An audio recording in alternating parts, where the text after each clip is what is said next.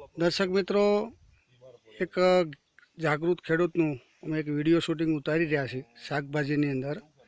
તો એમને બહુ સારું રિઝલ્ટ આવ્યું છે. તો એમના પાસેથી જાણકારી લઈ. ભાઈ, તમારું નામ, ગામ, એડ્રેસ અને મોબાઈલ નંબર આપજો.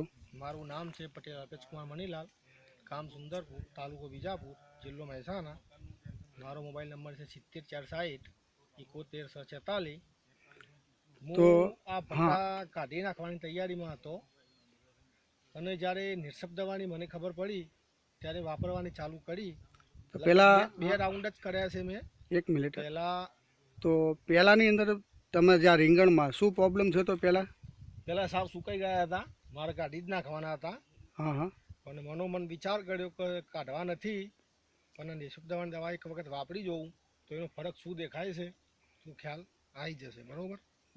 તો હું પહેલાં તો અત્યારે તમને જે ફરક દેખાય છે તો જોઈ લઈએ આપણે કે આમાં શું ફરક દેખાય છે. મને 90% ફરક દેખાય છે. બતાવો તો રીંગણની ક્વોલિટી ને એનો ફાલ કેવો છે. ક્વોલિટી એક ચમક સારી છે, ક્વોલિટી પણ મોટી થાય છે અને કોઈ અંદર જીવાત નથી ખેતરની અંદર. બરાબર. નવાસરથી નવી ફૂટ આવવાની ચાલુ થઈ ગઈ છે. બધા પાકમાં એવા રિઝલ્ટ છે? બધા છોડમાં એવા રિઝલ્ટ છે. કોઈ તકલીફ દેખાતી નથી મને. બરાબર. તો તમે રીંગણની ખેતી કેટલા સમયથી કરો છો? રીંગણની ખેતી આ સાલથી જ કરવાની ચાલુ કરી, પણ મેં આ રોપાણ કર્યું હતું આનું 6 મહિનામાં 2017માં. પણ મારો પિરિયડ પૂરો થઈ ગયો હતો, કાઢી જ નાખવાનું હતું. બરાબર. પણ કીધું કે ચલો નવાસરથી એક નવી પ્રોસેસ કરીએ આપણે. તો જોઈ લઈ કઈ કઈ પ્રોડક્ટ વાપરેલી છે તો બતાવો તો. શેત બતાવો તો બોટલ પ્રોડક્ટ. શેત નથી, પણ આ શેતને 52-55 2 વાપરી હતી. 50 ml આમાંથી નાખી હતી અને 200 ml આમાંથી નાખી હતી.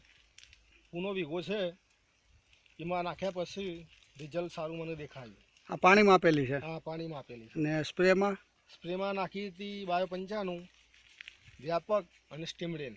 બરાબર. આ 15 ml નાખી હતી અને આ 5 ml નાખી હતી. બરાબર. તો તમને કામ કર્યા છે મેં. હા. એમાંથી મને આટલું રિઝલ્ટ દેખાય છે.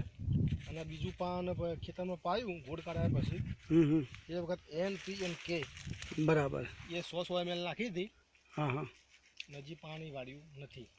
બરાબર. તો આમાં તમને શું વધારે ફાયદો દેખાય છે? આમાં કોઈ ફાયદો તો મારા ખેતરમાં એકદમ સાફ સુકાઈ ગયા હતા બધા, પણ હાલ એક મોઠા ઉપર 8 થી 10 બટા છે અત્યારે.